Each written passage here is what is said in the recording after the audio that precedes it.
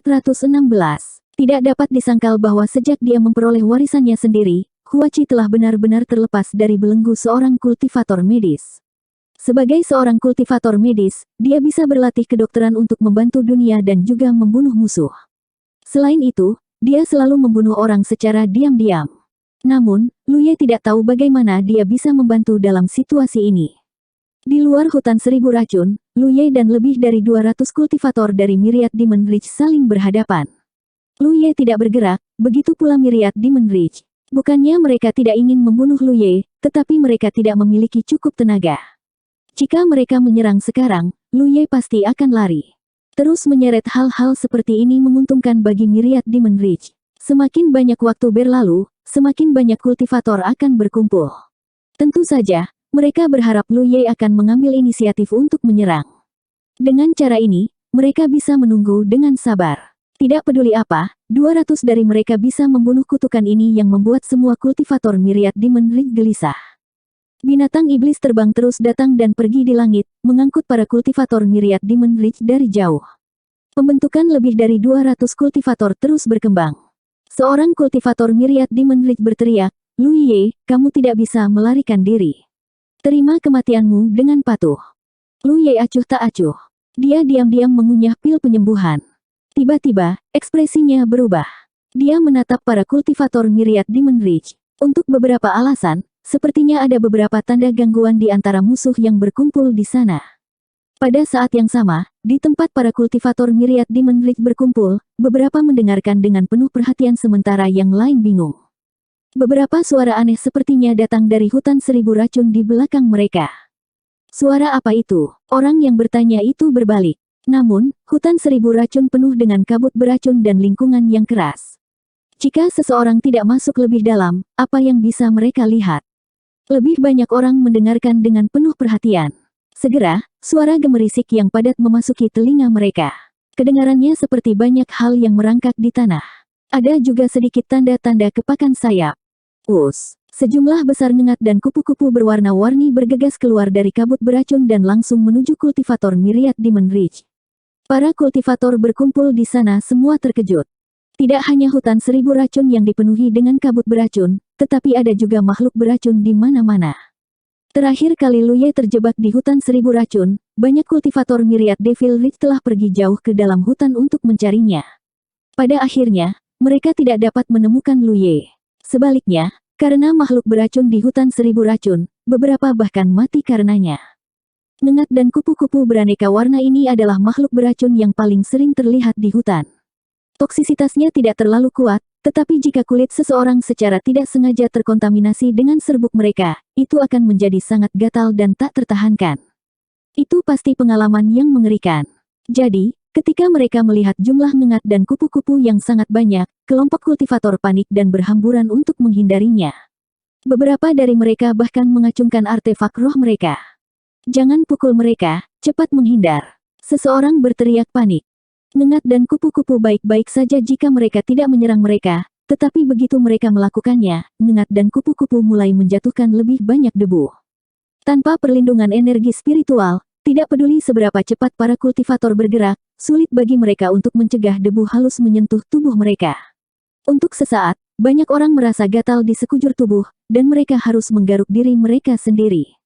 Tepat ketika ngengat dan kupu-kupu dalam jumlah besar membuat kekacauan, seseorang tiba-tiba berteriak ketakutan, "Laba-laba!" Seorang kultivator Myriad Devil Ridge yang menggaruk dirinya sendiri dengan marah berteriak, "Ini adalah hutan seribu racun, apa yang aneh melihat laba-laba?" Sebelum dia bisa selesai berbicara, dia juga tercengang, dan ekspresinya berangsur-angsur menjadi ketakutan. Memang tidak aneh melihat laba-laba di luar hutan seribu racun, tetapi bagaimana jika ada laba-laba di mana-mana? Tidak hanya laba-laba, tetapi juga kalajengking, semut, katak berbisa, ular berbisa, dan sebagainya. Semua jenis serangga beracun yang telah dilihat oleh para kultivator sebelumnya dan belum pernah dilihat sebelumnya keluar dari hutan seribu racun. Tanah itu padat dengan serangga beracun. Di antara serangga beracun, ada juga beberapa ular sanca beracun yang panjangnya lebih dari 100 kaki. Mereka menjentikkan lidah bercabang dan meludahkan kabut hijau. Seorang kultivator secara tidak sengaja menghirup seteguk itu, dan seluruh wajahnya berubah menjadi hijau dalam sekejap. Dia jatuh langsung ke tanah di tempat, dan anggota tubuhnya menegang. Serangga beracun ada di mana-mana, dan para kultivator berteriak ketika mereka mencoba melarikan diri. Adegan itu sangat kacau. Serangga beracun diinjak-injak sampai mati, dan kabut hijau yang mereka pancarkan menyebabkan lebih banyak orang menderita karenanya. Lu Ye sudah bergegas ke samping di Hupo. Meskipun dia tidak tahu metode apa yang digunakan Huachi, jelas bahwa makhluk beracun yang keluar dari hutan 1000 racun semuanya berada di bawah kendalinya. Dia benar-benar tidak tahu bahwa Huachi memiliki kemampuan yang begitu ajaib. Para kultivator Myriad Devil Ridge berada dalam kekacauan total. Di bawah premis bahwa mereka tidak dapat menjamin keselamatan mereka sendiri, siapa yang akan memiliki energi ekstra untuk memperhatikan Lu Ye? Hanya para kultivator yang mengendarai binatang iblis terbang yang merasakan gerakan Lu Ye. Namun, mereka tidak memiliki banyak orang untuk memulai, jadi mereka tidak bisa menghentikan gerakan Lu Ye sama sekali. Mereka hanya bisa menyaksikan Lu Ye terus-menerus mendekati hutan 1000 racun, sampai dia bergegas ke dalamnya dan menghilang tanpa jejak.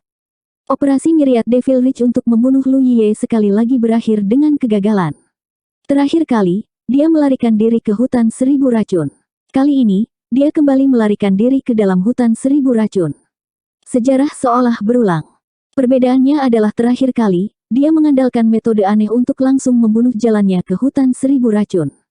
Kali ini, bagaimanapun, keberuntungannya berada di luar grafik. Untuk beberapa alasan, makhluk beracun di hutan 1000 racun mengamuk, benar-benar menghancurkan formasi kultivator Myriad Devil Ridge. Namun, apakah ini benar-benar hanya keberuntungan? Beberapa orang tidak bisa tidak bertanya-tanya apakah amukan makhluk beracun itu ada hubungannya dengan Lu Ye. Namun, tidak peduli bagaimana mereka memikirkannya, mereka tidak bisa memikirkan apapun. Lu Ye berada beberapa ratus kaki dari hutan 1000 racun pada waktu itu. Selain menunggangi punggung harimau, dia tidak melakukan hal lain. Bahkan jika dia benar-benar memiliki beberapa metode untuk mengendalikan makhluk-makhluk beracun itu, mustahil baginya untuk menggunakannya secara tiba-tiba. Namun, terlalu kebetulan untuk mengatakan bahwa itu tidak ada hubungannya dengan dia. Juga, bagaimana Lu Ye bisa tinggal di hutan 1000 racun selama puluhan hari tanpa diracuni sampai mati? Terakhir kali, ketika dia terjebak di hutan 1000 racun, Myriad Devil Ridge telah menantikan hari dia akan diracun sampai mati. Namun, kali ini, tidak ada yang menantikan apapun. Di hutan 1000 racun, Lu Ye tidak bergegas jauh ke arah Hupo ketika dia melihat sosok yang dikenalnya berdiri di sana dan melambai padanya. Siapa lagi selain Huachi? Hupo melangkah maju, dan Lu Ye menarik Huachi ke punggungnya. Ekspresi Huachi membeku. Apakah ini serius? Baik Lu Ye dan Hupo tampak seperti penuh dengan luka, terutama Lu Ye. Tubuh bagian atasnya yang telanjang dipenuhi luka, dan celananya ternoda darah. Itu semua luka dangkal. Huachi menghela napas lega. Setelah menempuh perjalanan selama 1 jam, mereka akhirnya kembali ke rumah kayu. Awalnya, rumah kayu itu diselimuti oleh formasi besar. Di bawah penutup formasi, selama ada kekuatan spiritual yang cukup untuk mendukungnya, kabut beracun di luar tidak akan bisa menyerang. Lu Ye bahkan meninggalkan induk formasi teleportasi di halaman. Namun, ki spiritual surga dan bumi telah disegel, dan formasi besar telah berhenti beroperasi sejak lama. Tanpa formasi, kabut beracun akan menyerang. Lu Ye memiliki pohon bakat. Selama ada cukup bahan bakar yang disimpan di pohon bakat, dia akan kebal terhadap semua jenis racun. Namun, Hupo tidak memiliki kemampuan ini. Dia tidak bisa meminta Huachi untuk tetap di sisinya dan mendetoksifikasi dia. Hupo tidak bisa berubah, kan? Huachi bertanya. Jika Hupo bisa berubah menjadi seukuran kucing, maka Huachi selalu bisa menjaganya di sisinya. Dengan begitu, dia tidak perlu khawatir dia diracuni.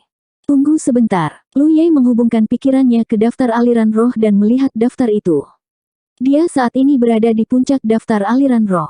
Peringkat kedua adalah pemanah wanita yang pernah dia lawan sebelumnya. Peringkat ketiga adalah seorang kultivator dari Grand Heaven Alliance yang berasal dari sekte peringkat pertama di Dingzhou. Namanya Han Tiejun. Namun, Lu Ye tidak berinteraksi dengan orang ini. Itu tidak masalah. Dia hanya perlu menemukan seseorang yang berinteraksi dengannya untuk menyampaikan pesan. Dia tidak bisa menggunakan kekuatan spiritualnya di Spirit Stream Battlefield, jadi Hupo tidak bisa berubah sesuka hati. Namun, itu berbeda di Battle Arena. Battle Arena tidak terpengaruh oleh Origin Magnetic Field. Dia mencari melalui Battle Imprint-nya sendiri dan mengirim selusin pesan. Sesaat kemudian, Battle Imprint mengirimkan pesan. Seseorang menantangnya di daftar aliran roh. Lu Ye menerima tantangan dan memilih lokasinya. Sosoknya kemudian dengan cepat menghilang. Di Battle Arena, Lu Ye dan Hupo hijau muncul pada saat yang sama. Seorang pria muda dengan aura garang berdiri di depan mereka. Lu Ye menangkupkan tangannya. Apakah Anda rekan Daois Han Tiejun? Itu aku. Terima kasih, rekan Taois. Lu Ye berterima kasih padanya. Ini adalah kerugian berada di puncak daftar aliran roh. Dia tidak bisa mengambil inisiatif untuk menantang orang lain. Dia hanya bisa menunggu orang lain untuk menantangnya.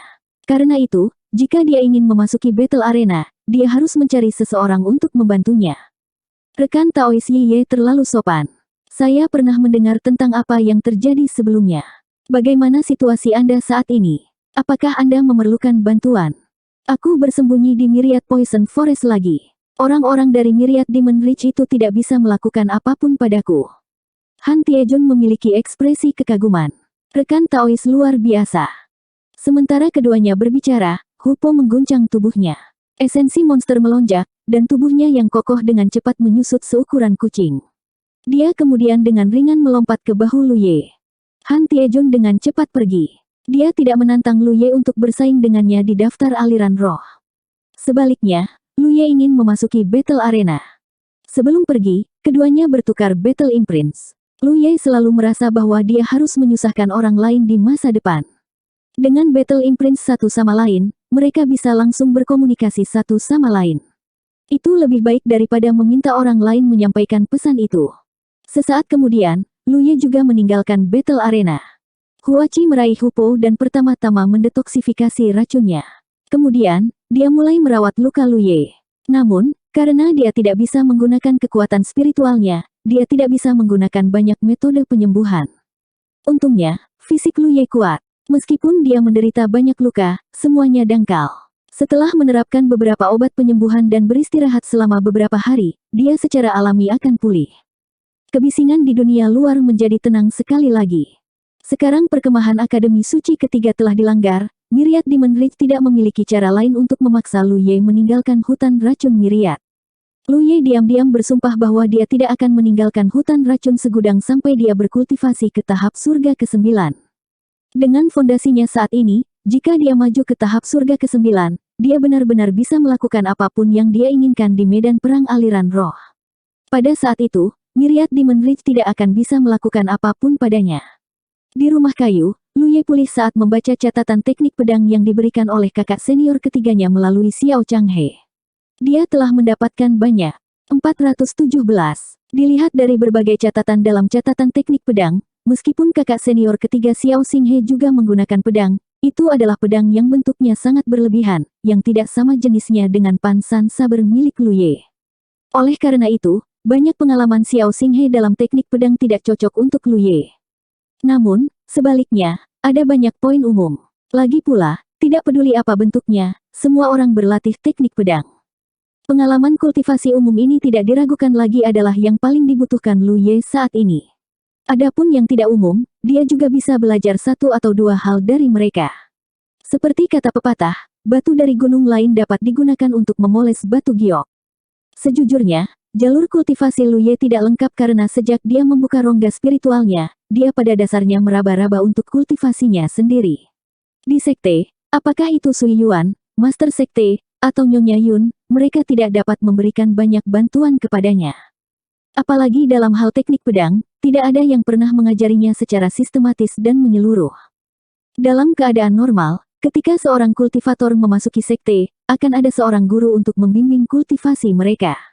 Misalnya, jika Lu Ye ingin berlatih teknik pedang, akan ada seorang guru dengan teknik pedang yang sangat baik untuk mengajarinya semua jenis pengalaman.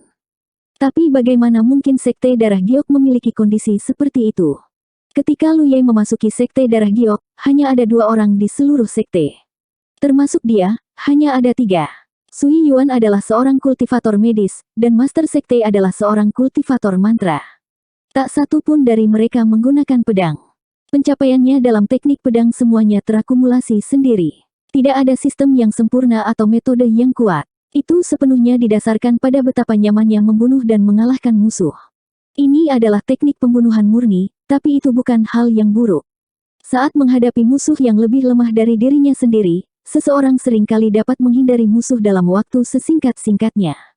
Sejalan dengan itu, jika seseorang tidak memiliki beberapa gerakan membunuh yang eksplosif, akan sangat sulit untuk menghadapi musuh yang kekuatannya sama atau lebih kuat dari dirinya sendiri. Tanpa gerakan membunuh, ini adalah kekurangan Lu Ye. Pertempuran sebelumnya dengan Si Guang membuat Lu Ye menyadari hal ini, jadi setelah itu, dia telah berlatih keras teknik One Flash Saber, tetapi dia belum bisa menyempurnakan teknik pedang ini sampai sekarang. Catatan teknik pedang yang dikirim oleh kakak senior ketiga Xiao Xinghe tidak diragukan lagi telah memberinya banyak inspirasi, yang paling dia butuhkan sekarang. Jika bukan karena ledakan tiba-tiba dari Primordial Magnetic Field, Xiao Xinghe akan mengirim Lu Ye ke Azure Supreme Tirk City sehingga dia bisa membimbingnya secara pribadi. Namun, letusan medan magnet primordial telah memutuskan transmisi antara 9 negara dan medan perang Spirit Creek. Tak berdaya, Xiao Xinghe hanya bisa menyampaikan wawasannya kepada Lu Ye. Di lantai 3 rumah kayu itu, Lu Ye duduk bersila. Tangannya mengepal, telapak tangan menghadap ke atas. Pan Mountain Saber ada di tangannya. Dia menarik napas dalam-dalam dan menghembuskannya perlahan. Saat dia bernafas, dia merasakan pedang panjang di tangannya. Ini adalah bentuk kultivasi. Alat roh memiliki roh, terutama yang menemani tuannya dalam pertempuran, membunuh musuh, dan meminum darah musuh untuk waktu yang lama. Ini bukan lagi hanya alat roh, tetapi mitra yang bisa dipercayakan oleh tuannya untuk hidupnya. Menggunakan metode kultivasi khusus ini, Lu Ye mampu membentuk koneksi ajaib dengan Pan San Saber. Inilah yang disebut hubungan antara manusia dan pedang. Itulah yang tertulis dalam catatan teknik pedang kakak senior ketiga. Namun, Lu Ye merasa bahwa masalah ini agak misterius. Bagaimanapun, alat roh adalah benda mati. Bagaimana mereka bisa memiliki hubungan dengannya? Dengan mentalitas hanya mencobanya, Lu Ye berencana untuk mencoba berkultivasi seperti ini selama beberapa hari dan melihat hasilnya. Jika itu benar-benar tidak berhasil, dia akan menemukan kesempatan untuk meminta nasihat dari kakak senior ketiga. Pan San Saber tidak diragukan lagi memenuhi persyaratannya. Sejak memulai jalur kultivasi, Lu Ye telah menggunakan total 3 alat roh. Salah satunya adalah pedang manajer Yang, dan yang lainnya adalah pedang yang diperolehnya dari membunuh musuh di Blue Cloud Mountain. Bentuk pedang itu sangat mirip dengan pedang Pan San, tetapi nilainya terlalu rendah dan telah dihancurkan dalam pertempuran puncak cahaya emas. Setelah pertempuran puncak cahaya emas, Lu Ye membeli pedang Pan San dari rumah harta karun Tianji. Pada saat itu, dia hanya seorang kultivator Orde kelima. Hari ini, pedang panjang ini telah bersamanya selama lebih dari setahun dan telah membunuh musuh yang tak terhitung jumlahnya selama ini. Dapat dikatakan bahwa pedang ini sangat nyaman untuk Lu Ye. Bahkan jika kultivasinya meningkat di masa depan dan dia harus berganti ke alat roh kelas yang lebih tinggi, dia siap untuk membeli pedang panjang yang serupa. Di dalam rumah kayu itu, dada Lu Ye naik turun saat dia menarik dan mengembuskan napas. Pada awalnya, dia tidak merasakan sesuatu yang istimewa, tetapi seiring berjalannya waktu, Lu Ye benar-benar memiliki perasaan halus bahwa Pan San Saber di tangannya bernapas masuk dan keluar dengan napasnya. Pada awalnya, perasaan ini sangat lemah, tetapi secara bertahap menjadi lebih kuat. Pedang panjang itu tampaknya memiliki kehidupannya sendiri. Sampai saat tertentu, cahaya dingin melintas di rumah kayu yang remang-remang itu, disertai dengan suara pedang yang dihunus. Lu Ye tiba-tiba terbangun. Melihat ke bawah, dia telah menghunus Pan San Saber di beberapa titik. Pada saat ini, Pan San Saber memberinya perasaan yang berbeda. Itu bukan lagi benda mati yang digunakan untuk membunuh musuh. Memegang gagang pedang, Lu Ye merasa itu adalah perpanjangan dari tubuhnya. Menarik keluar Pan San Saber, dia dengan santai mengayunkannya beberapa kali. Itu lebih halus dan lebih alami dari sebelumnya. Itu seperti perpanjangan lengannya. Ya, ini adalah perasaan. Apakah ini yang disebut korespondensi antara manusia dan pedang? Lu Ye mendecakkan lidahnya dengan heran. Dia tidak menyangka bahwa apa yang dikatakan kakak senior ketiganya dalam teknik pedang sebenarnya benar. Dia awalnya hanya ingin mencoba berkultivasi, tetapi pada akhirnya, dia mencapainya dengan mudah. Meskipun kultivasinya tidak meningkat, dia juga tidak membuka spirit aperture lagi. Lu Ye tahu bahwa dia telah mengambil langkah maju yang besar di jalur kultivasi teknik sabar. Sepertinya ada sesuatu yang lain. Lu Ye bergumam pada dirinya sendiri sejenak, lalu mengembalikan pedang ke sarungnya. Menutup matanya, dia dengan santai melemparkan Pan San Saber jauh-jauh dan menarik dan mengembuskan napas. Karena dia melemparkan pansan saber dengan mata tertutup, dia tidak tahu di mana itu.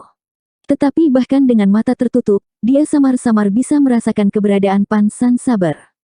Dia berdiri dan berjalan maju selangkah demi selangkah. Setelah mengambil 7 langkah, dia membungkuk dan mengulurkan tangannya. Pansan saber ada di tangannya.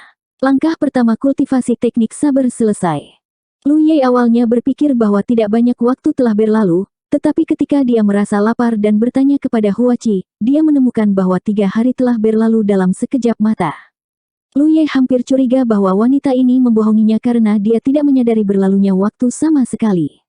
Tetapi setelah bertanya kepada orang lain, dia menemukan bahwa Huachi tidak berbohong. 3 hari benar-benar telah berlalu. Mungkin ketidakpercayaan Lu Ye yang membuat Huachi mengamuk. Kemudian, wanita ini menyiapkan meja makanan yang menakutkan untuknya. Di bawah tatapan tersenyum Huachi, Lu Ye menguatkan dirinya dan menghabiskan semua makanan di atas meja. Hu Po menatapnya dengan simpati. Setelah makan dan minum sepuasnya, Lu Ye kembali ke lantai 3 dan duduk bersila. Memegang pansan saber dengan kedua tangan, dia menutup matanya dan menarik dan mengembuskan napas. Setelah mencapai keadaan Man and Saber Connection, seseorang tidak bisa hanya duduk dan bersantai. Sebaliknya, seseorang harus terus-menerus menggunakan metode ini untuk memperdalam hubungan mereka dengan pedang. Semakin dalam hubungan antara manusia dan pedang, semakin kuat kekuatan pedang untuk membunuh musuh. Lu Ye memutuskan bahwa jika dia memiliki kesempatan di masa depan, dia akan menghabiskan 2 jam setiap hari untuk melakukan kultivasi semacam ini. Bagaimanapun, dia tidak perlu bernapas sendiri saat berkultivasi, jadi dia bisa menggunakan metode ini. 2 jam kemudian, Lu Ye turun dari lantai 3 dan datang ke halaman kecil di luar rumah. Huachi tidak terlihat. Wanita ini pasti menyembunyikan dirinya di suatu tempat untuk berkultivasi. Lu Ye sebenarnya sedikit penasaran dengan metode kultivasinya, karena sejak dia datang ke hutan 1000 racun, kultivasinya meningkat pesat. Hari ini, Lu Ye curiga bahwa dia tidak jauh dari alam 9 surga. Berdiri di halaman kecil, Lu Ye mengeluarkan Mountain Pan Saber dan memegangnya di tangan kanannya, mengambil posisi berdiri. Menurut panduan catatan teknik pedang kakak ketiga, darah dan ki Lu Ye melonjak. Mengikuti kehendaknya, sejumlah besar darah dan ki berkumpul di lengan kanannya yang memegang pedang, dan kemudian dia menebas. Dia tidak bisa menggunakan kekuatan spiritual di tubuhnya, jadi kekuatan tebasan ini tidak bisa dianggap kuat. Namun, Lu Ye dapat dengan jelas merasakan bahwa tebasan ini lebih cepat dan lebih kuat dari tebasan normalnya. Jadi begitulah. Sebelumnya, ketika dia mengolah teknik One Flash Saber, dia tidak bisa menyempurnakannya karena dia selalu merasa ada yang kurang. Setelah membaca catatan teknik pedang kakak ketiga, dia akhirnya mengerti apa yang dia lewatkan. Yang kurang adalah penggunaan darah dan ki-nya. Sebelumnya, ketika dia mengayunkan pedang, dia mengandalkan kekuatannya sendiri dan menyalurkan kekuatan spiritual ke alat roh. Yang pertama adalah modal yang dibawa oleh fisiknya, sedangkan yang terakhir adalah insting. Ini karena para kultivator mengandalkan kekuatan spiritual mereka sendiri untuk melawan musuh-musuh mereka. Seorang kultivator tanpa kekuatan spiritual adalah orang biasa dengan fisik yang lebih kuat. Baru sekarang Lu Ye menyadari bahwa dia telah mengabaikan masalah yang sangat penting. Dia terlalu mengandalkan kekuatan spiritualnya sendiri dan mengabaikan kekuatan fisiknya sendiri. Jika catatan teknik One Flash Saber berisi 10 poin kekuatan, maka kekuatan spiritual akan mengambil setidaknya 80% darinya, dan kekuatan fisiknya sendiri hanya akan membutuhkan 20 hingga 10%. Tidak ada cara untuk mencapai keseimbangan, jadi teknik One Flash Saber tidak sempurna. Karena tebasannya tidak memiliki kekuatan yang cukup, dia tidak bisa mengendalikannya. Jika dia bisa mengambil 40 atau 50% dari kekuatannya sendiri, maka teknik One Flash Saber akan sempurna, dan daya ledaknya akan meningkat secara eksplosif. Bagaimana dia bisa menggunakan kekuatannya sendiri dengan lebih efektif? Gerakan darah. Sumber kekuatannya adalah darah dan ki, jadi kultivator tubuh umumnya lebih kuat daripada kultivator faksi lain karena darah dan ki mereka lebih kuat. Alasan mengapa kekuatan Lu Ye lebih kuat dari kultivator tubuh biasa adalah karena darah dan ki lebih kuat dari kultivator tubuh biasa. Tapi sekarang, dia memiliki segunung harta tetapi tidak tahu bagaimana menggunakannya, membuang banyak darah dan ki tanpa hasil. Teknik gerakan darah adalah untuk memecahkan masalah ini. Harus dikatakan bahwa kakak senior ketiga tanpa sadar telah banyak membantu Lu Ye dengan mengirimkan catatan teknik pedangnya saat ini.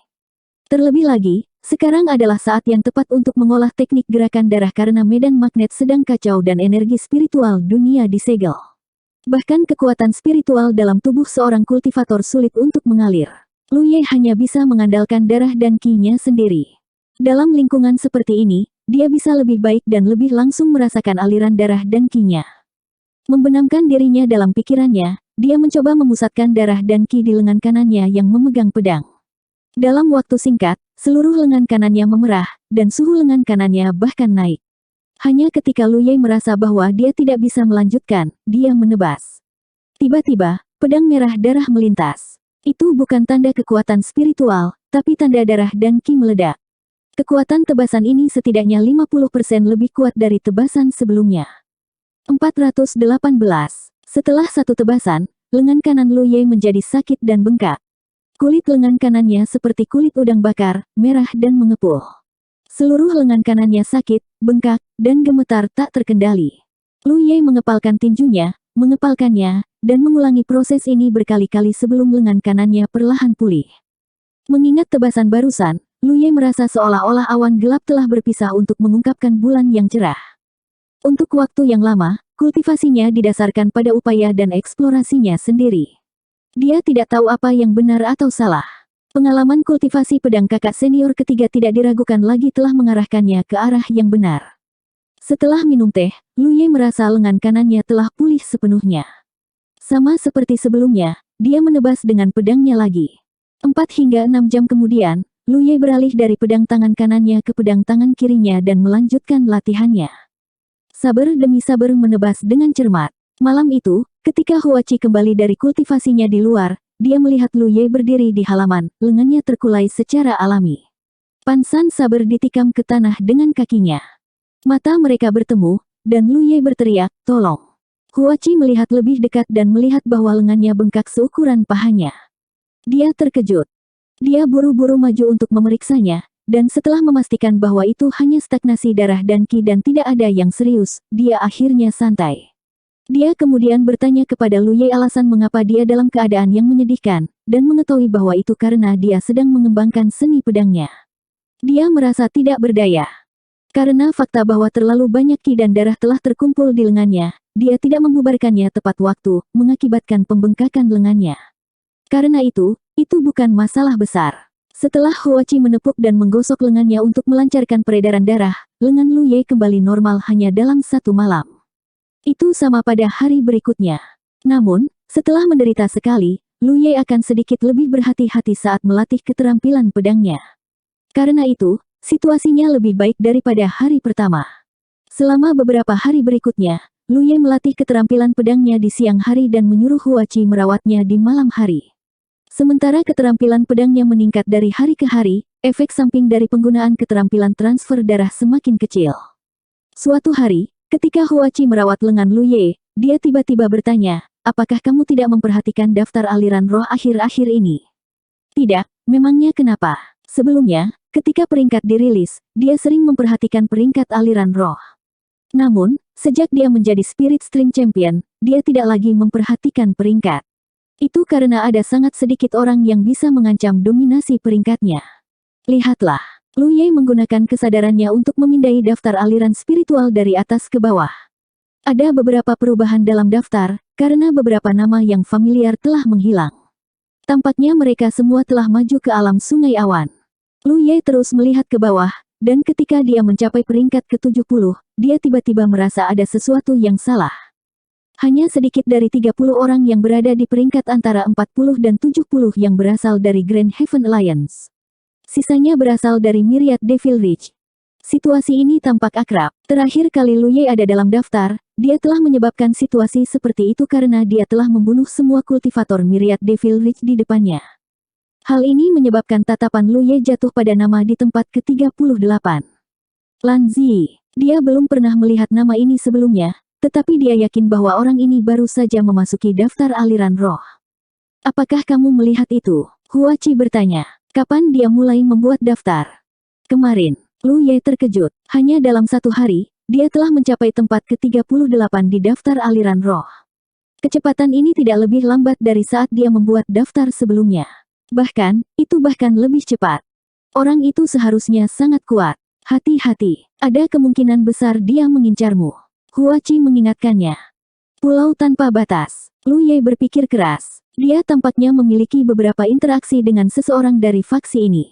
Jika dia ingat dengan benar, Luo Ji, yang dia temui di ngarai pemisah langit, berasal dari pulau tanpa batas. Seperti yang diharapkan dari sekte kelas 1, mereka memiliki fondasi yang kuat. Luo Ji bukanlah masalah besar, karena dia telah secara langsung mengembangkan teknik kultivasi kelas surga.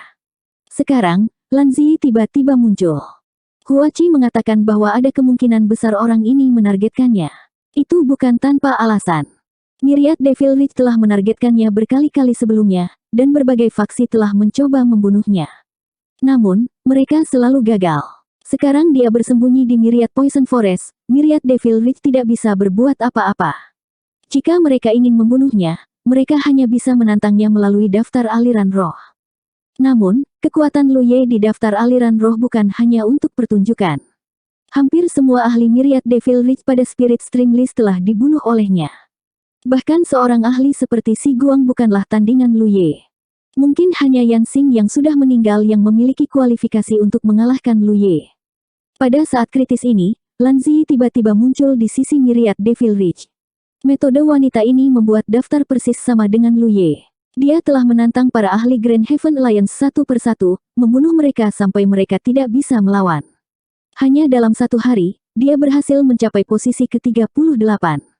Sementara Lu Ye dan Huachi sedang berbicara, peringkat Lan Zi melonjak 2 tempat lagi, menempati tempat ke-36. Nama orang yang berada di urutan ke-36 tiba-tiba menghilang tanpa jejak. Jelas, dia telah mati dalam pertempuran. Meniru metode Lu Ye membuat daftar, dan memilih waktu yang sulit untuk melakukannya, tidak ada yang akan percaya bahwa dia tidak menargetkan Lu Ye. Masih ada 7 atau 8 hari sebelum pemberian Tianji, kan? Huachi bertanya lagi. Lu Ye menghitung dan mengangguk. 7 hari. 23 hari telah berlalu sejak pemberian Tianji terakhir kali. Setiap kali dia mengalami anugerah Tianji, kekuatan Lu Ye akan meningkat secara signifikan. Oleh karena itu, jika Lan Zi ini benar-benar mengincarnya, dia pasti akan menantang Lu Ye sebelum penganugerahan. Dia pasti tidak akan memberinya kesempatan untuk terus tumbuh lebih kuat. Melihat kecepatan wanita ini membuat daftar, dia mungkin memiliki kualifikasi untuk menantang Lu Ye dalam 2 hari ke depan. Lu Ye tiba-tiba menantikannya. Ini karena dia tidak dapat menemukan lawan untuk menguji kekuatannya di seluruh medan perang aliran roh. Mudah baginya untuk bertarung. Selama dia meninggalkan hutan 1000 racun dan mengungkap keberadaannya, kultivator Myriad Devil Ridge yang tak terhitung jumlahnya akan berduyun-duyun kepadanya. Namun, itu pasti akan menjadi situasi di mana banyak kultivator akan mengeroyoknya. Namun, akan sulit baginya untuk bertarung 1 lawan 1. Cara terbaik untuk menguji kekuatan seseorang adalah bertarung 1 lawan 1 dengan seorang ahli. Karena Lan Zi ini bisa membuat daftar begitu cepat, kekuatannya tidak boleh terlalu lemah. Lu Ye telah mengolah teknik pedangnya baru-baru ini dan telah mendapatkan beberapa wawasan. Namun, kultivasi hanyalah kultivasi. Hasil kultivasi tergantung pada kinerja seseorang dalam pertempuran yang sebenarnya. Jika Lan Zi ini benar-benar cukup kuat, dia akan menjadi batu asahan yang sangat bagus. Pada saat ini, bintang yang sedang naik daun ini, Lan Zi, telah menarik perhatian banyak kultivator dari kedua belah pihak. Sebelum kemunculan Lu Ye yang tiba-tiba, tidak ada yang pernah membunuh begitu banyak lawan saat menantang daftar aliran roh. Apalagi cara membuat daftarnya adalah dengan menantang mereka satu persatu. Metode ini tidak diragukan lagi membuat Myriad Devil Ridge sangat marah. Namun, orang ini tak terbendung sampai ke puncak daftar aliran roh. Banyak operasi Myriad Devil Ridge melawannya semuanya berakhir dengan kegagalan. Lu Ye dari Sekte Darah Giok telah menjadi gunung besar yang menekan para kultivator Myriad Devil Ridge, membuat mereka sulit bernapas. Namun, bakat serupa telah muncul di sisi Myriad Devil Ridge hari ini. Kecepatannya membuat daftar tidak lebih lambat dari Lu Ye.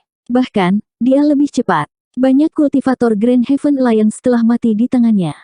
Semua orang sedang menunggu Lan Zi memiliki kualifikasi untuk menantang puncak daftar aliran roh. Mereka sedang menunggu 2 orang ini untuk bersaing untuk melihat siapa kultivator alam aliran roh terkuat dari generasi ini. Di halaman kecil di luar rumah kayu, Lu Ye masih mengolah teknik pedangnya. Tiba-tiba, sebuah pesan datang dari jejak medan perang. Lu Ye melihat ke bawah dan menemukan bahwa itu adalah pesan dari Han Tiejun. Hati-hati dengan wanita itu. Dia sangat kuat. Dia punya banyak bunga. Lu Ye memahami evaluasi sangat kuat. Kecepatan Lan Zi membuat daftar itu jelas. Kekuatan Lan Zi secara alami tidak lemah, dan Lu Ye tidak pernah meremehkannya. Tapi banyak bunga, apa maksudnya? Selain itu, dilihat dari kata-kata Han Tiejun, sepertinya dia sudah bertarung dengan Lan Zi. Lu Ye memeriksa daftar aliran roh dan melihatnya. Benar saja, Han Tiejun awalnya berada di peringkat ketiga, tetapi sekarang dia berada di peringkat kelima, digantikan oleh Lan Zi di tempat ketiga. Apakah kamu baik-baik saja? Lu Ye bertanya. Aku terluka parah. Luar biasa. Aku terluka parah. Bagaimanapun, kamu harus berhati-hati dengan wanita itu. Dia mungkin tidak lebih lemah darimu. Aku tidak bisa memaksanya untuk menggunakan kekuatan penuhnya. Dari awal hingga akhir, aku merasa dia hanya bermain-main dengan saya. Dipahami. Setelah mengakhiri percakapan dengan Han Tiejun, Lu Ye berpikir sejenak dan mengirim pesan ke Huachi. Dia berhenti mengolah teknik pedangnya. Setelah hari-hari kultivasi ini, lengannya tidak akan membengkak seperti pada hari pertama. Namun, kultivasi semacam ini menghabiskan banyak kekuatan fisiknya. Dia tidak tahu kapan Lan Zi akan datang untuk menantangnya, jadi dia harus menjaga kondisinya. Huachi dengan cepat kembali dan membantunya menyesuaikan lengannya. Lu Ye kembali ke lantai 3 dan duduk bersila. Dia menelan beberapa pil roh, lalu meletakkan saber gunung di atas lututnya dan perlahan-lahan menarik dan menghembuskan napas. Lan Zi sudah bergegas ke tempat ketiga di daftar aliran roh. Pertarungan yang ditunggu-tunggu semua orang akan segera dimulai. Pada saat ini, baik para kultivator dari aliansi Great Heaven dan Myriad Demon Ridge memperhatikan daftar aliran roh. Mereka ingin tahu siapa kultivator terkuat di pihak mereka. Sebelum pertempuran antara Lu Ye dan Lan Zi bahkan dimulai, segala macam berita sudah mulai menyebar. Sisi Myriad Devil Ridge berteriak bahwa Lu Ye telah menerima baptisan dari surga, jadi pertempuran ini tidak adil bagi Lan Zi. Sisi aliansi surga agung segera menjawab bahwa Lan Zi adalah seorang kultivator surga peringkat 9, sementara Lu Ye hanya seorang kultivator surga peringkat 8. Itu memang tidak adil. Setelah kata-kata ini menyebar, sisi Myriad Devil Ridge segera dibungkam. Mereka tiba-tiba menyadari fakta yang menakutkan. Lu Ye itu masih seorang kultivator peringkat 8 surga. Oleh karena itu, bahkan jika dia kalah dalam pertempuran ini, itu tidak akan membuktikan bahwa Lan Zi adalah kultivator terkuat di alam aliran roh. Itu karena Lu Ye masih bisa naik ke surga peringkat 9 dan memiliki kesempatan untuk kembali. Di sisi lain, jika Lan Zi kalah, itu akan menjadi kerugian yang sebenarnya. Jika seorang kultivator peringkat surga 9 tidak bisa mengalahkan seorang kultivator surga peringkat 8, maka ketika Lu Ye maju ke surga peringkat 9, apakah dia masih cocok untuknya? Karena itu, hanya ada satu kesempatan. Jika Lan Zi tidak dapat mencapai puncak daftar aliran roh kali ini, maka dia akan selamanya ditekan oleh Lu Ye. Saat informasi dari dunia luar beredar, Lu Ye tiba-tiba membuka matanya di rumah kayu. Jejak medan perang bergerak lagi, dan dia membenamkan kesadarannya untuk menyelidiki. Tantangan daftar aliran roh telah dimulai. 419. Di dalam gubuk kayu, Lu Ye menerima tantangan dan memilih lokasi arena. Kemudian, seolah-olah rahasia surgawi telah turun, mereka berdua dengan cepat menghilang. Sekali lagi, arena itu hanya dalam radius beberapa ratus kaki. Lu Ye memantapkan dirinya dan menunggu cahaya putih di bidang penglihatannya menghilang sebelum melihat ke sisi lain. Di sisi lain medan perang, seorang wanita jangkung dan ramping berpakaian ungu berdiri di sana dengan tenang. Penampilan wanita itu tidak diragukan lagi sangat cantik, dan sosoknya juga sangat bagus, seluruh tubuhnya memancarkan temperamen yang tenang dan elegan. Wanita ini bernama Lan Zi, dan dia mengenakan pakaian ungu, yang cukup pas. Tatapan Lu Ye bergeser ke bawah, dan alisnya naik tanpa terlihat. Dia mengukur lawannya, dan dia juga mengukurnya. Sebagai orang yang paling kuat di kedua sisi, bukan karena mereka menghargai satu sama lain, melainkan karena naluri untuk mengamati lawan sebelum pertempuran besar. Lan Zi tampaknya tidak memiliki artefak roh pada dirinya. Lu Ye bertanya-tanya apakah dia seorang kultivator mantra. Namun, melihat pakaiannya, sepertinya tidak mungkin. Terlepas dari apakah dia atau tidak, dia akan tahu begitu dia mencobanya. Kotak senjata di pinggangnya berdengung, dan 9 garis cahaya melesat ke arah Lan Zi seperti harimau ganas, menutupi lebih dari setengah jarak dalam sekejap mata. Lan Zi mengangkat tangannya dan menunjuk ke depan. Aliran energi roh murni berubah menjadi garis energi roh dan melesat keluar. Ini bukan teknik mantra, melainkan kontrol yang tepat dari energi spiritual seseorang. Namun, kekuatannya tidak kalah dengan teknik mantra apapun. Yang lebih mengejutkan adalah bahwa setelah seberkas energi spiritual terbang, tiba-tiba terbelah menjadi 9 garis cahaya. Dengan serangkaian suara dentang, 9 artefak roh Lu Ye semuanya terhalang. Tidak hanya itu, bahkan lebih banyak energi spiritual melesat keluar dari sisi lain, satu demi satu. Beberapa garis energi spiritual tidak berubah, sementara yang lain tiba-tiba terbelah. Dalam sekejap, ruang di depan Lu Ye dipenuhi dengan garis-garis energi spiritual, membentuk jaring besar yang menyelimutinya. Jaring energi spiritual ini menyegel langit dan mengunci bumi, membuatnya mustahil bagi Lu Ye untuk menghindar. Dia menghunuskan Mountain Coiling Saber dan menebas ke depan. Garis cahaya merah menyala, dan sebuah lubang muncul di jaring energi spiritual yang menyelimuti Lu Ye. Lu Ye melesat seperti anak panah ke arah Lan Zi. Lawannya tampaknya adalah kultivator mantra, jadi Lu Ye secara alami ingin melibatkannya dalam pertempuran jarak dekat. Dengan begitu, dia akan bisa menunjukkan keunggulannya. Namun, begitu Lu Ye menyerang, dia mendengar suara dentang yang jelas, dan ketika dia melihat ke atas, dia melihat selusin garis cahaya melesat ke arahnya. Garis-garis cahaya itu semuanya adalah pedang terbang. Seorang kultivator mantra yang mengendalikan pedang terbang. Ini tidak umum. Lu Ye tidak khawatir. Di bawah kendali pikirannya, 9 Imperial Equipment di sekitarnya naik untuk menemui pedang terbang itu. Pada saat yang sama, dia tidak berhenti bergerak dan terus maju. Suara dentang dan dentang terdengar tak henti-hentinya, dan bunga api beterbangan kemana-mana. Dalam sekejap mata, Lu Ye sudah 30 meter dari Lan Zi. The Coiling Mountain Saber terbungkus api dan niat membunuh. Berdiri diam, Lan Zi mengangkat tangannya dan meraih udara. Sebuah pedang besar muncul di tangannya. Lu Ye bahkan tidak melihat bagaimana pedang itu muncul. Ini adalah pedang besar 2 tangan, dan itu jauh lebih lebar dan lebih berat daripada pedang panjang biasa. Dipegang di tangan seorang wanita seperti Lan Zi, tidak diragukan lagi ada dampak visual yang kuat. Dia mencengkeram gagang pedangnya dengan kedua tangan dan menghadapi serangan Lu Ye secara langsung. Ledakan. Gelombang udara menyapu battle arena. Saat energi spiritual mengamuk, sosok Lu Ye bergetar dan menstabilkan tubuhnya. Lan Zi juga sedikit melengkungkan tubuhnya dan tidak mundur. Ini mengejutkan Lu Ye. Tidak ada kultivator Spirit Stream Realm yang pernah mengambil salah satu serangannya tanpa mundur. Bahkan seorang kultivator tubuh seperti Tianjiu akan merasa sulit untuk melakukannya. Namun, wanita cantik dan tinggi seperti itu berhasil melakukannya. Wanita ini jelas bukan kultivator mantra. Apa yang membuat Lu Ye semakin khawatir adalah bahwa wanita ini memiliki senyum tipis di wajahnya dari awal hingga akhir. Sikapnya yang pendiam memberikan rasa superioritas. Han Tiejun benar. Wanita ini memiliki banyak trik di lengan bajunya, dan dia menghadapi pertempuran dengan sikap main-main. Mereka berada di jalan buntu. Keduanya berjarak kurang dari 10 kaki. Mata mereka bertemu, dan energi roh merah dan biru bentrok sengit di bawah kendali mereka. Secara umum, dalam situasi ini, sudah waktunya rune roh sinar matahari muncul. Mountain Pan Blade bersinar dengan cahaya yang menyilaukan. Lu Ye tiba-tiba merasakan kekuatan yang tak tertahankan di depannya. Di bawah dorongan kekuatan kekerasan itu, dia melayang mundur beberapa kaki. Pada saat yang sama, Lan Zi mundur dan menutup matanya. Ding ding dang dang. Di sekitar keduanya, pedang terbang dan pedang terbang masih bertarung. Bahkan ketika pedang berbenturan, pertarungan tidak berhenti.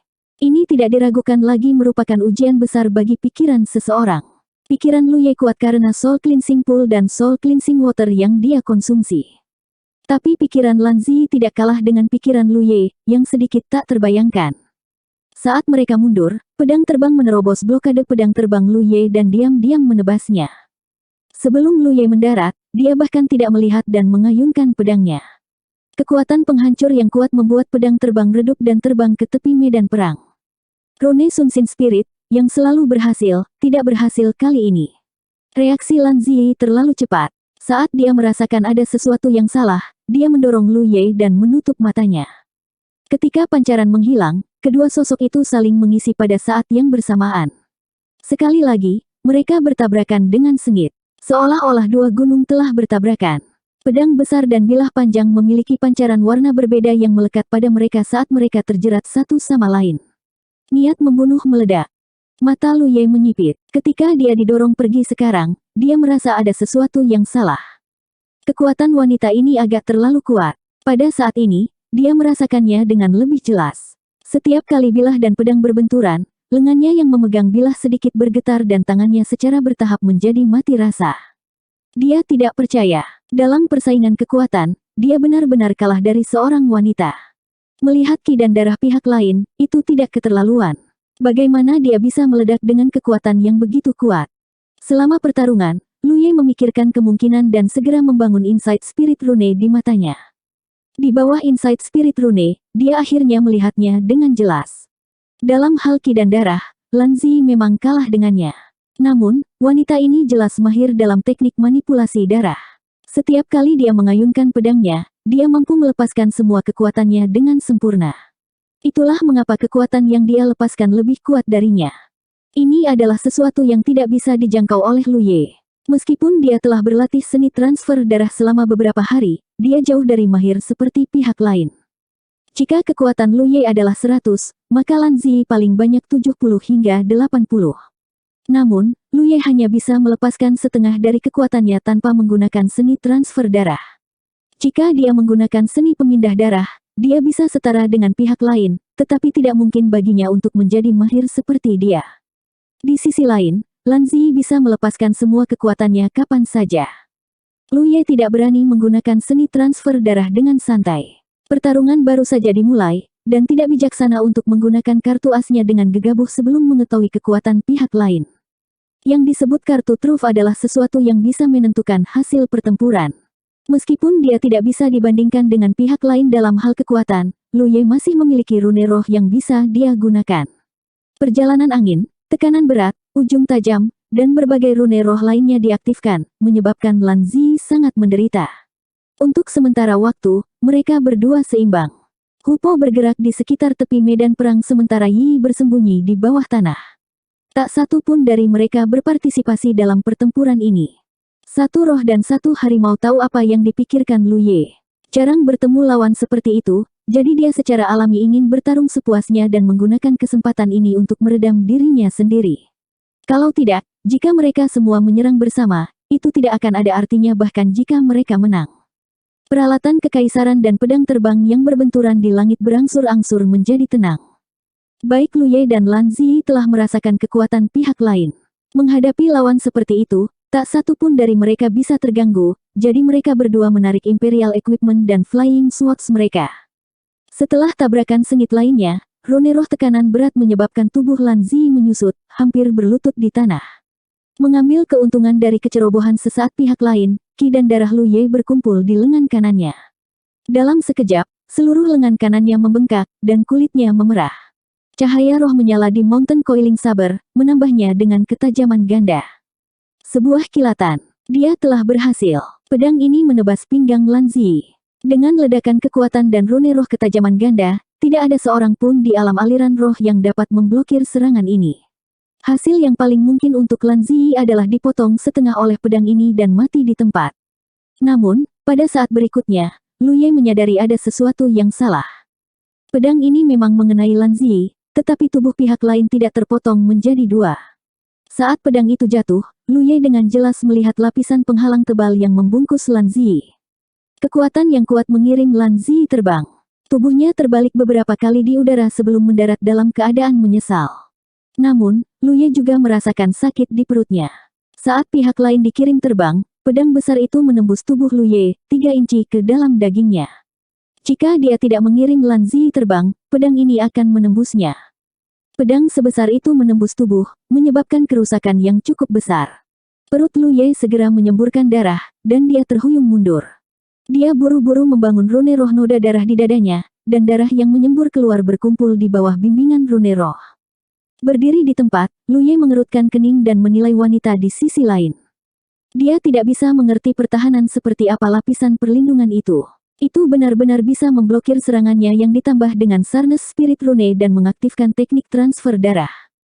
Dia tidak melihat tanda-tanda Lan Zi mengaktifkan artefak roh. Ini berarti bahwa lapisan perlindungan adalah kemampuannya sendiri. Ini merepotkan. Dia bahkan tidak bisa menghancurkan pertahanan pihak lain dengan sekejap. Bagaimana dia akan membunuhnya? Di sisi lain, Lan Zi setengah berjongkok, pedang besarnya tertancap di tanah. Kakinya menginjak 2 garis tanda di arena, nyaris tidak bisa jatuh. Meskipun dia tidak tahu metode apa yang dia gunakan untuk memblokir serangan fatal itu dan menghindari nasib dipotong setengah oleh Lu Ye, dampak kekerasan tidak dapat dikurangi. Pada saat ini, darah mengalir keluar dari sudut mulutnya. Dia menopang dirinya sendiri dengan pedang panjangnya dan perlahan berdiri. Matanya dengan rasa ingin tahu menilai Lu Ye, seolah-olah dia ingin mengevaluasi kembali dia. 420. Tidak dapat disangkal bahwa Lan Zi sangat kuat. Kekuatannya sama dengan Lu Ye, keduanya melebihi batas alam aliran roh. Mungkin hanya 3 tumor ganas dari alam aliran roh dari beberapa bulan yang lalu yang memiliki kualifikasi untuk melampaui mereka. Namun, ketiganya telah berada di alam aliran roh selama lebih dari 1 dekade, dan waktu telah memberi mereka kemampuan untuk menjadi kuat. Situasi mereka berbeda dari Lu Ye dan Lan Zi. Orang-orang kuat memiliki rahasia mereka sendiri, dan Lan Zi secara alami juga memiliki rahasianya sendiri. Itu adalah rahasia yang tidak ada yang tahu. Meskipun dia hanya berada di alam aliran roh, penglihatannya jauh melebihi alam aliran roh, dan berbagai teknik yang dia kuasai jelas bukan sesuatu yang bisa dibandingkan dengan alam aliran roh. Dia mengangkat ibu jarinya dan menyeka sudut mulutnya, lalu melihat ke bawah. Itu benar, dia berdarah. Dia tidak bisa mengerti, bagaimana mungkin ada kultivator alam aliran roh di dunia ini yang bisa menyakitinya. Senyum tipis di sudut mulutnya menghilang, dan ekspresinya menjadi serius. Dia mengangkat pedang besarnya, memegang gagangnya dengan kedua tangan, dan memegangnya secara vertikal di depannya. Pada saat itu, wanita menawan itu mengeluarkan perasaan bahwa dia tidak dapat ditembus. Seolah-olah selama dia berdiri di sana, tidak ada serangan yang bisa menjatuhkannya. Lu Ye secara alami tidak akan memberinya waktu untuk mengatur napas. Dia mengerahkan kekuatan dengan kakinya, dan 2 kawah segera muncul di tanah. Dia meninggalkan bayangan saat dia menyerang langsung ke Lan Zi.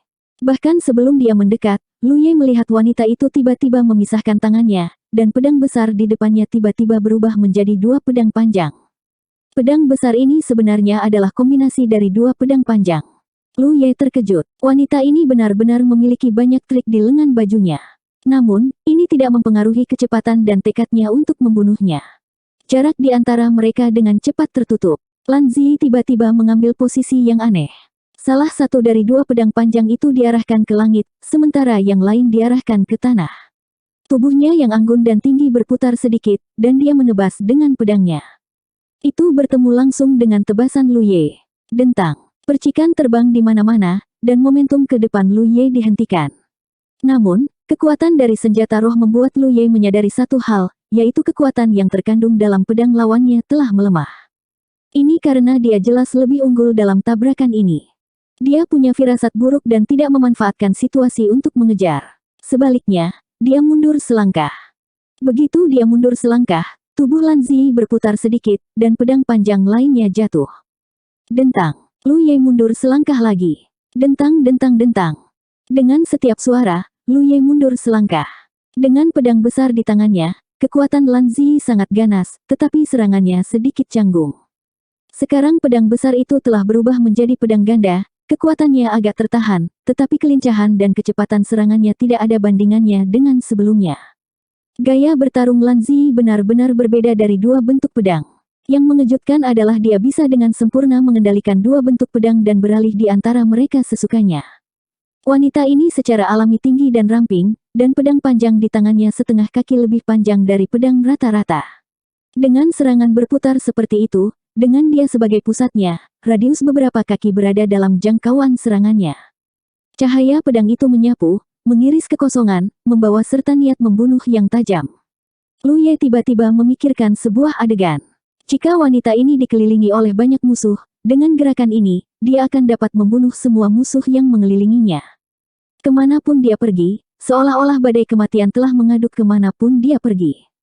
Awalnya, Lu Ye masih bisa memblokir setiap serangan, tetapi saat dia terus mundur, kecepatan putaran lawannya menjadi lebih cepat, dan frekuensi serangannya menjadi lebih tinggi dan lebih tinggi. Lu Ye tidak bisa mengikuti ritme lawannya setelah mundur lebih dari 10 langkah. Dia hanya bisa memblokir 4 dari 5 serangan, dan masih ada satu yang pasti akan mengenainya. Untungnya, dia masih bisa mengaktifkan rune roh pertahanan. Namun meski begitu, dia hanya bisa bertahan secara pasif. Setelah mundur lebih dari 10 langkah, kecepatan serangan Lan Zi meningkat lagi. Suara dentang pedang dan pedang yang bertabrakan terdengar tanpa henti. Ditemani oleh cahaya dari rune roh pertahanan yang hancur, ada juga adegan cipratan darah. Dalam beberapa saat, Lu Ye memiliki lebih dari 10 luka dengan kedalaman yang berbeda-beda di tubuhnya. Dia tahu bahwa dia tidak bisa terus mundur. Medan perang hanya begitu besar. Begitu dia mundur ke tepi, dia akan berada dalam situasi di mana dia tidak bisa mundur lagi. Ketika badai kematian melanda, jika dia tidak bisa memblokirnya, dia mungkin akan diiris berkeping-keping dalam sekejap. Haruskah dia menggunakan flash? Dia sudah menggunakannya sekali sekarang, ditambah dengan flash rune roh ketajaman ganda, tapi dia masih tidak bisa menembus lapisan pertahanan pihak lain. Lu Ye masih tidak tahu bagaimana pihak lain memblokir serangan itu dan apa lapisan pertahanan itu. Sebelum mengetahuinya, jelas bukan ide yang baik untuk menggunakan flash secara gegabah. Dengan pikiran, Coiling Mountain Saber di tangan Lu Ye bersinar dengan cahaya roh. Sosoknya yang mundur tiba-tiba berhenti dan dia menerkam ke depan. Darah berceceran. Pada saat itu, rune roh pertahanan yang baru saja terbentuk hancur. Beberapa luka lagi muncul di tubuh Lu Ye, dan dagingnya terbalik. Namun, pedang Lu Ye juga mendarat di tubuh Lan Zi. Saat pedang menyentuhnya, mata Lu Ye diperbesar oleh Insight Spirit Rune, dan dia lebih waspada dari sebelumnya. Lapisan pertahanan tak terlihat itu muncul lagi, menghalangi pedang. Namun, setelah memblokir pedang, pertahanan menghilang. Itu sangat aneh. Meskipun Lu Ye telah menambah matanya dengan Insight Spirit Rune, dia tidak bisa melihat pertahanannya untuk sesaat. Lu Ye memaksa Lan Zi kembali dengan serangan pedang meskipun terluka. Wanita itu melayang lebih dari 10 kaki jauhnya dan berdiri di tempat. Dia mengarahkan salah satu pedangnya ke Lu Ye dan yang lainnya di belakang punggungnya. Dibandingkan dengan keadaan menyedihkan Lu Ye, Lan Zi tidak diragukan lagi jauh lebih santai. Paling tidak, dia tidak memiliki luka di tubuhnya. Di sisi lain, pakaian Lu Ye agak compang-camping, dan seluruh tubuhnya terbungkus lapisan tebal ki darah. Sejak dia menantang daftar aliran roh, Lu Ye tidak pernah dalam keadaan yang menyedihkan. Wanita di depannya jelas merupakan orang terkuat yang pernah dia temui di alam aliran roh. Lan Zi akhirnya menyadari ada yang tidak beres. Lu Ye telah menderita begitu banyak luka, tetapi tidak setetes darah pun mengalir keluar. Selain itu, semakin serius lukanya, semakin kental darah ki yang menyelimuti tubuhnya. Lan Zi memiringkan kepalanya dengan ekspresi bingung. Ketika wanita jangkung dan menawan itu memasang ekspresi seperti itu, dia bahkan terlihat sedikit konyol. Di matanya, Lu Ye seperti binatang buas yang terluka. Sifat ganas yang tersembunyi di tulangnya benar-benar terangsang. Kedua sosok itu melintas pada saat yang sama, dan pada saat berikutnya, dua orang yang menghilang muncul kembali pada saat yang sama. Pedang dan pedang mereka bentrok. Lan Zi menjerit kaget. Kekuatan yang Lu Ye tunjukkan kali ini jauh lebih besar dari sebelumnya, dan kecepatannya juga jauh lebih cepat dari sebelumnya. Pola roh berlumuran darah menunjukkan efeknya. Dalam pertukaran sebelumnya, Lu Ye telah ditebas oleh wanita ini sampai meragukan hidupnya. Meskipun dia telah membangun pola roh berlumuran darah, itu adalah proses yang lambat dan tidak akan segera menunjukkan hasil. Pada saat ini, betapapun banyak darah yang hilang dari Lu Ye, pola roh yang berlumuran darah akan meningkatkan kekuatannya. Ki darah yang menyelimuti tubuhnya adalah manifestasi dari pola roh yang berlumuran darah. Mountain Coiling Saber hampir menari menjadi bola cahaya pedang. Kedua pedang Lan Zi juga sangat cepat. Pada saat ini, dalam hal kekuatan, Lu Ye tidak diragukan lagi memiliki keunggulan mutlak, karena setiap kali mereka bentrok, pedangnya akan terdorong ke belakang. Namun, dalam hal kecepatan, bahkan dengan dukungan dari pola roh berlumuran darah, Lu Ye masih tidak bisa dibandingkan dengan Lan Zi. Dengan kedua pedang di tangan, Lan Zi menikamnya dari berbagai sudut yang tak terbayangkan, menyebabkan luka di tubuh Lu Ye terus bertambah. Mountain Coiling Saber juga terus-menerus menebas tubuh Lan Zi, tapi setiap kali, akan ada penghalang tak terlihat di permukaan tubuh Lan Zi, menghalangi serangannya. Perlahan, Lu Ye mulai mengerti. Meskipun dia tidak tahu bagaimana penghalang itu terbentuk, itu tidak terkalahkan, karena ketika tebasannya jatuh, penghalang itu menunjukkan tanda-tanda melemah. Namun, karena serangannya tidak cukup untuk menembus penghalang, sampai sekarang, dia belum bisa benar-benar melukai Lan Zi. Selama dia tidak menerobos penghalang, Lan Zi akan berada dalam posisi yang tak terkalahkan. Seolah merasakan niat Lu Ye, Lan Zi tiba-tiba berkata, itu jubah roh. Selama energi rohku tidak habis, jubah roh akan selalu ada. Jika kamu ingin mengalahkanku, kamu harus menghabiskan energi spiritualku. Dengan kultivasi Lan Zi, penyimpanan energi rohnya secara alami lebih dari Lu Ye. Terlebih lagi, dalam pertempuran seperti ini, konsumsi energi roh Lu Ye lebih tinggi. Sebelum energi roh Lu Ye habis, energi roh Lan Zi tidak akan habis. Lu Ye tidak menyangka bahwa Lan Zi tiba-tiba mengatakan ini padanya karena kebaikannya. Mengungkapkan kartu truf seseorang kepada musuh dalam pertempuran hidup dan mati tidak diragukan lagi merupakan taktik psikologis. Lan Zi dengan jelas mengatakan kepadanya bahwa selama energi rohnya tidak habis, jubah roh itu tidak akan pecah. Jelas, dia mencoba menghancurkan kepercayaan diri Lu Ye. Jika kultivator lain mendengar ini, mereka akan segera berpikir untuk mundur. Begitu pikiran seperti itu muncul, mereka tidak akan jauh dari kematian. Satu-satunya hal yang Lu Ye yakini adalah bahwa Lan Zi tidak berbohong. Apa yang disebut jubah roh ini mungkin terkait dengan energi rohnya. Ini membuatnya tiba-tiba mengingat pertempuran terakhir di Golden Light Peak. Itu adalah pertarungannya dengan saintis dari Sekte Api Suci. Pihak lain telah menggunakan senjata roh untuk membuat lapisan pertahanan. Itu juga tipe yang memiliki energi roh tanpa akhir dan tidak bisa ditembus. Namun, kenyataan membuktikan bahwa tidak ada pertahanan yang tidak bisa dihancurkan. Hanya ada serangan yang tidak cukup ganas. Jika dia ingin menghancurkan pertahanan jenis ini, dia harus menggunakan metode yang melebihi kemampuan bertahannya. Apakah dia memiliki metode seperti itu? Dia sudah menggunakan One Flash. Namun, bahkan dengan dukungan tanda roh ujung ganda, itu tidak mampu menembus pertahanan lawannya. Dari kelihatannya, dia hanya bisa menggunakan teknik pedang jenis lain. Selama beberapa hari terakhir, dia telah mengamati teknik pedang kakak laki-laki ketiganya. Apa yang telah dia pelajari bukan hanya korespondensi pedang manusia dan teknik pergeseran darah. Ada teknik pedang sederhana yang dicatat dalam catatan. Sementara Lu Ye mengolah satu kilatan dengan teknik pergeseran darah, dia juga mencobanya. Dia dengan mudah menguasainya. Teknik bilah ini dapat digunakan bersama dengan One Flash. Lu Ye belum pernah mencobanya sebelumnya. Dia tidak tahu apakah dia bisa menggunakannya dengan kekuatannya saat ini. Namun, ini adalah harapan terakhirnya. Jika dia tidak bisa menggunakannya, maka ada kemungkinan besar dia hanya bisa memanggil Yi dan Hupo untuk mengeroyok Lan Zi. Ini adalah pertempuran daftar aliran roh. Tempat pertama dalam daftar menyangkut wajah kedua faksi. Itu bukan tempat di mana moralitas diperhatikan.